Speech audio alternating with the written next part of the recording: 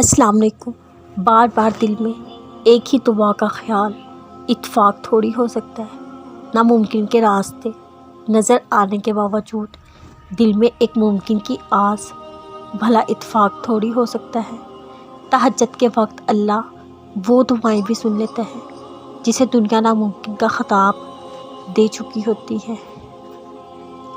تمہارا تہجد تک آنا ایک معجزہ ہے۔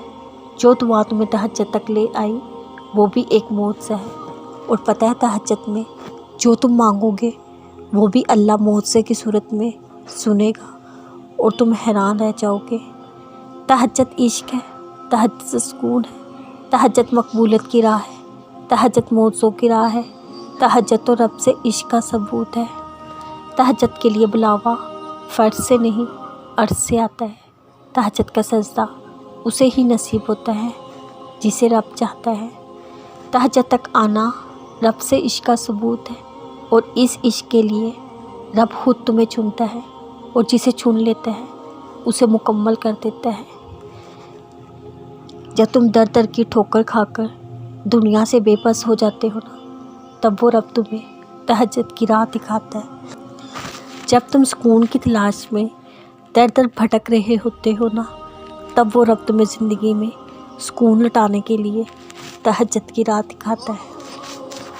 جب مقبولیت کے تمام راستے بند ہو جائیں تب بھی ایک راہ ہوتی ہے تہجد، جہاں مقبولیت لازم ہوتی ہے۔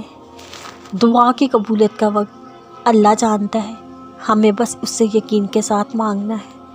ممکن ناممکن کی سوچ کو دل سے نکال دینا ہے، ہمیں بس اس کن کا انتظار کرنا ہے۔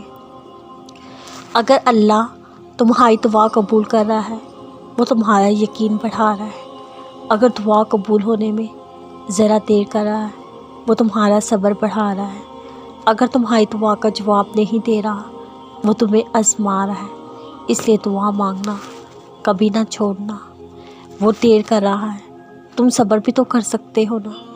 وہ فوراً نہیں سن رہا، تم انتظار بھی تو کر سکتے ہو نا۔ اگر اسے تمہارا مانگنا پسند آ گیا تو مایوس ہونے کے بجائے دعا کا وقت بڑھا بھی تو سکتے ہو نا۔ کبھی سوچا ہے اللہ نے دعا بنائی ہی کیوں؟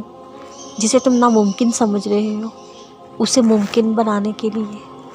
کبھی ایسا لگے تم تھک گئے ہو، دعا مانگنا مشکل لگ رہا ہو، صرف اللہ کے سامنے ہاتھ پھیلا لیا کرو، میرا رب تو خاموشیوں کو بھی سن لیتا ہے۔